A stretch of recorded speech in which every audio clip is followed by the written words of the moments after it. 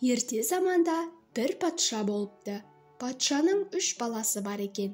Ең үлкенінің аты Асан, ортаншысының аты Үсен, ал ең кенже баласының аты Хасан екен. Хасан өте сұлу, ақылды, әрі батыр, әрі ақ көңілді бала болып өседі. Патша ұйықтап жатып түс көреді. Түсінде бір ғажайып құс көреді. Құстың күлсе аузынан будақ-будақ гүл түседі. Жыласа көзінен моншақ-моншақ маржан түседі. Міне, патша осы құсқа ынтық болады. Дереу орнынан тұрысымен Асан мен Үсенді шақырып алып айтады: мен түсімде бір тамаша, өмірімде көрмеген құсты көрдім. Өзі өте сұлу, күлсе аузынан будақ-будақ гүл түсетін, жыласа көзінен моншақ-моншақ маржан түседі. Осы құсты қайдан да болса маған тауып әкеп бересіңдер. Егер де тауып әкеліп бермесеңдер, бастарыңды аламын дейді. Асан мен Үсен әкесінен қорыққаннан, қайдан да болса да тауып әкеліп береміз деп уәде береді де жол жүріп кете береді. Бұл оқиғаны Хасан білмейді. Хасан әкесінің Асан мен Үсенді күлсе аузынан будақ-будақ гүл түсетін, жыласа көзінен моншақ-моншақ маржан түсетін құсқа жұмсағанын 40 күннен кейін барып біледі. Асан мен Үсенді осындай алыс жолға жұмсап, өзінің үйде қалғанына қапа болып, әкесіне жылап келеді. Әке, дейді Хасан, Асан мен Үсенді жұмсаған жаққа мені неге жұмсамадыңыз? Әлде мені ол екеуінен жек көресіз бе? Я болмаса маған сенбедіңіз бе? Патша айтады: жоқ балам, олай емес.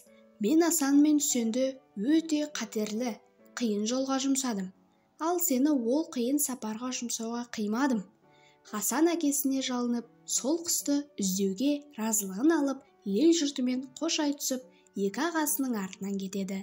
40 күн бұрын кеткен ағаларын Хасан қуып жетеді. Ағайынды үшеуі бір үлкен жолға түсіп жүре береді. Бір күндері бұлардың жүріп келе жатқан жолы 3 айырылады. Бір жол оңға, бір жол солға, ал бір жол тура бетімен. Әр жолдың басында үлкен тас тұр екен. Тастың бетіне ойып жазған жазуы бар екен. Бірінші жолда барса келер, ал екінші жолда барса мүмкін келер, мүмкін келмес, ал үшінші жолда барса келмес деп жазылған. Асан барса келер жолына түседі. Үсен барса мүмкін келер, мүмкін келмес жолына түседі. Ал Хасан барса келмес жолына түсіп жүре береді. Бірнеше ай, бірнеше күн жүргеннен кейін Хасанның алдынан үлкен қала көрінеді. Қаланың айналасында көп киік жайылып жүр. Хасанның осы кезде азығы таусылып, бірнеше күннен бері ас ішпей ашығып келе жатқан кезі екен. Киіктің біреуін атып алайын деп, беліне асынған садағын алып кезене бергенде, киіктердің бәрі маңырап, Хасанды қоршап алып, мұңлы дауыспен шулай кетеді. Хасан киіктерді атпайды. Бұл жануарларға не болған деп ойлап, еш нәрсеге түсінбестен қаланың ішіне кіреді. Бір үлкен сарайдың ішіне кіріп, кім бар деп дауыстап еді, ешкім жауап бермейді. Жан-жағына қарап еді, бір алтын табақ тола қуырылған етті көреді. Әбден ашыққан Хасан етті жемекші болып, табаққа қолын сала бергенде: әй адамзат, тарт қолыңды, деп үсті-басы алба-жұлба, тісі ақсиған, түсінен адам қорқатын бір кемпір келіп, бір нәрселерді айтып, аузын күбірлетеді де жерді теуіп қалады. Осы кезде Хасан киікке айналады. Әлгі кемпір Хасанның мойнынан жетектеп, жаңағы маңырап, Хасанның алдынан шыққан киіктерге апарып қосады. Хасан адамгершілік түрінен айырылғанмен ақылынан адаспайды. Көп киіктерден бөлініп, жаңаға өзі келген жолына түсіп, алған бағытына қарай жүре береді. Бірнеше күн өткеннен кейін алдынан жаңадан соғылған үлкен сәулетті бір сарай көрінеді. Киік болған Хасан сол сәулетті сарайдың ішіне кіреді. Алдынан бір сұлу қыз шығып, киікке қарап: сен киік емессің ғой, адамзатсың ғой. Егер де мен сені адамгершілік қалпыңа келтірсем, сен мені аласың ба деп сұрап еді. Киік Хасан тіл қатпайды. Қыз айтады: сені киікке айналдырып жіберген менің залым анам ғой. сенің тіліңді де сөйлетпей қойыпты ғой, деді де киік Хасанның бетіне бір уыс топырақ шашып жібереді де Хасан бұрынғысынан да сұлу жігітке айналады. Хасан адам қалпына келген соң қызбен сыпайы амандасып, қызға үлкен алғыс айтады және де басынан өткізген тарихын баян етеді. Қыз да басынан өткен кеткенін Хасанға айтып береді. Қыз айтады: мен сол сені киікке айналдырған жалмауыз кемпірдің жалғыз қызы едім. Шешемнің адамға жасаған дұшпандығына төзе алмай, еншімді алып бөлек шығып кеттім. Мен өмірімде адам баласын көрмей жалғыз өтермін деп қапалықта отыр едім. Құдай сені маған кездестірді. Мен сенің соңыңнан қалмаймын деді. Хасан айтты: мен әкеме берген уәдемді орындамай, саған үйлене алмаймын деді. Қыз сұрайды: әкеңе қандай уәде беріп едің? Хасан әкесінің түсінде бір тамаша құсты көргенін, күлсе аузынан будақ-будақ гүл өсетінін, жыласа көзінен моншақ-моншақ маржан түсетінін айтады. Сол құсқа әкесінің көруге құмар болып, екі ағасының соны тауып келіңдер деп жұмсағанын, ағаларының артынан барамын деп, өзінің өтініп қандай қиындық болса да төзіп, қайда болса да құсты тауып әкеліп беремін деген әкесіне берген уәдесін айтты. Қыз Хасанның бұл сөзін естіп жылай берді. Сен бұл құсты іздейтін болсаң, маған жоқсың.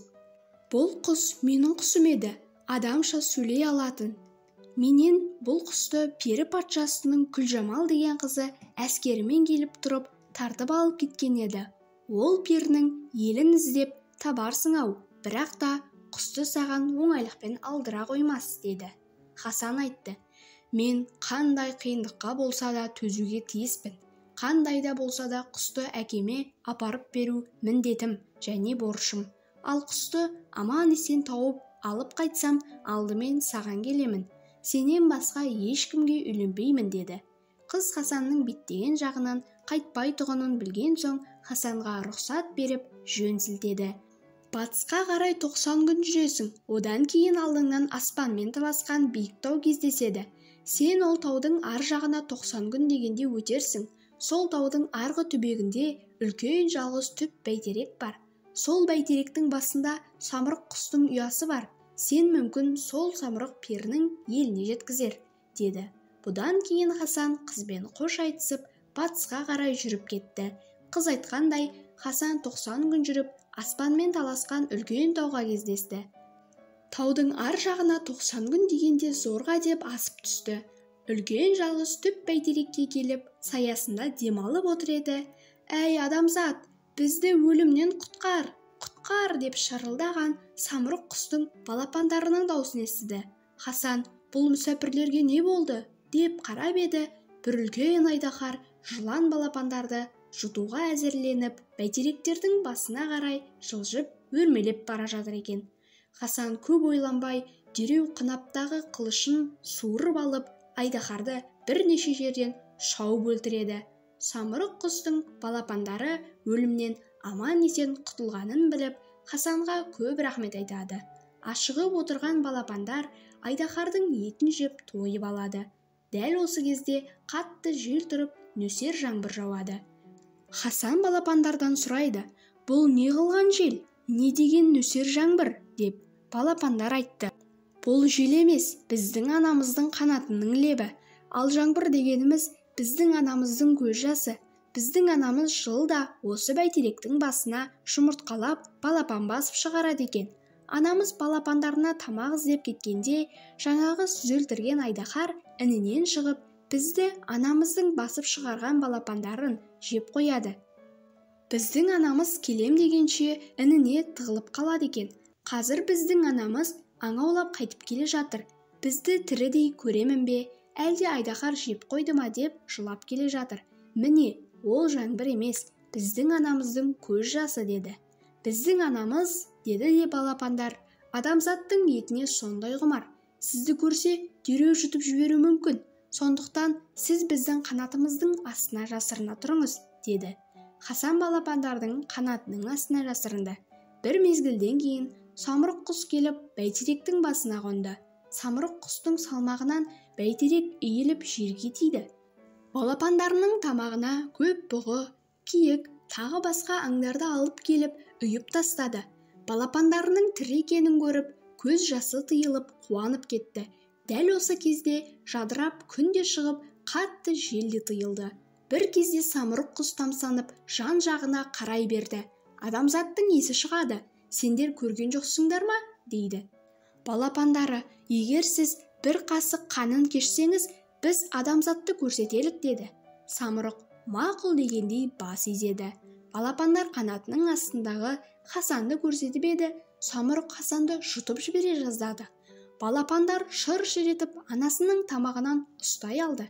Содан кейін самұрық балапандарынан, бұл адамзат сендерге қандай жақсылық істеді, деп сұрайды.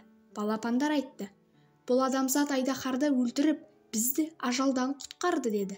Самұрық Хасанға үлкен алғыс айтып, не жұмыспен келгенін сұрады, және де қандай жәрдем керек деді. Хасан басынан кешкен оқиғаны жасырмай айтып берді, және перілердің жерінен жеткізіп тастауды өтінді. Самұрық мақұл деп жол қамына кірісті. Балапандарына өзі қайтып келгенше жетерлік ауқат жинап беріп, жолда жейтін азығын да алып, үстіне Хасанды мінгізіп, перінің жеріне қарай ұшады. Самұрық бір жеті ұшады, мұхиттан өтеді, шөлден өтеді. Осыдан кейін көп ұзамай-ақ самұрық пен Хасан перінің жеріне келіп жетті. Самұрық айтты, перілер бір ұйықтаса 40 күн ұйықтайды. Перілердің ұйықтағанына қазір 3 күн болыпты.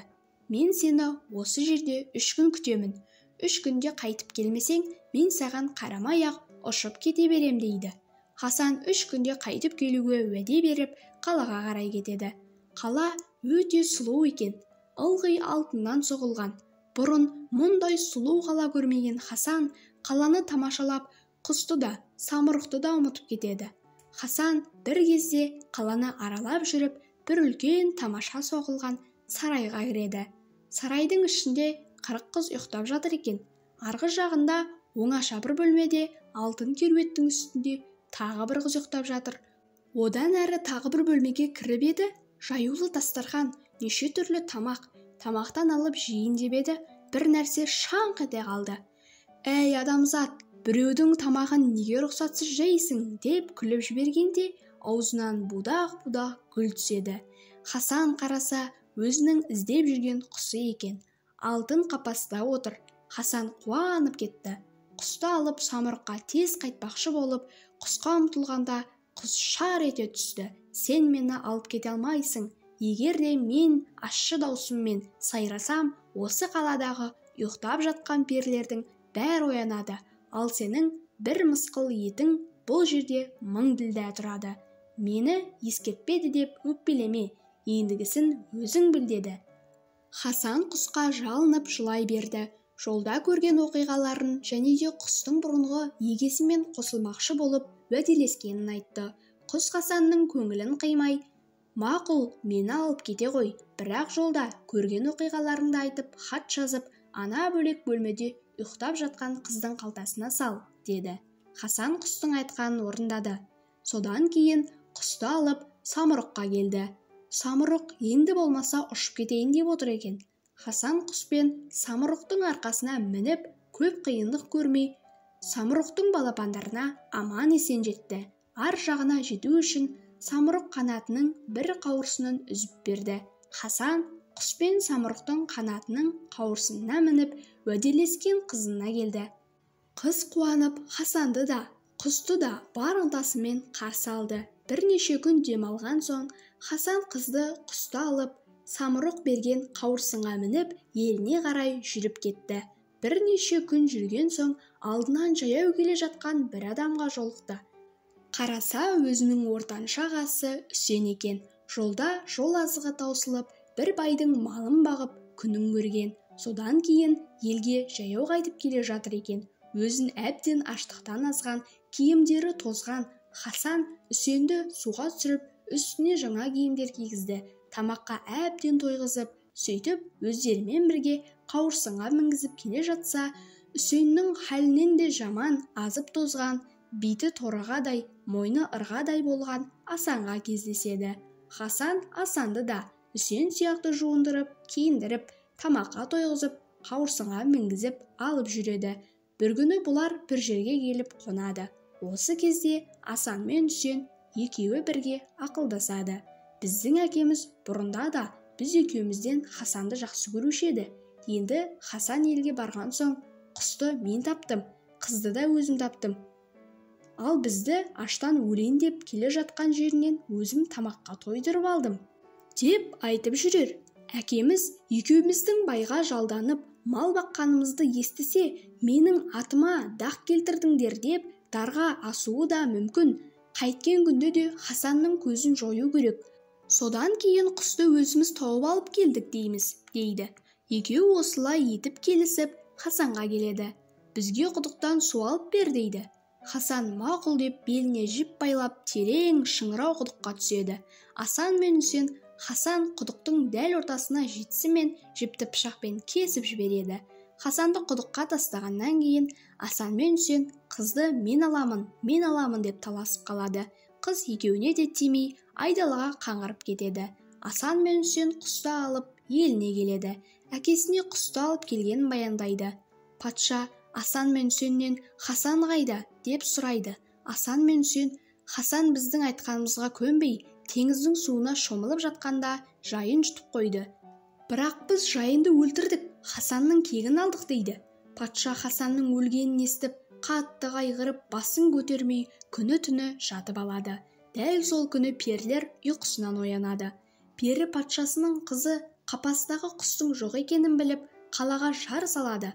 Қалтасындағы хатты көріп, құсты адамзаттың алып кеткенін біліп, пері патшасының қызы әскерімен құсты іздеуге аспанға ұшады.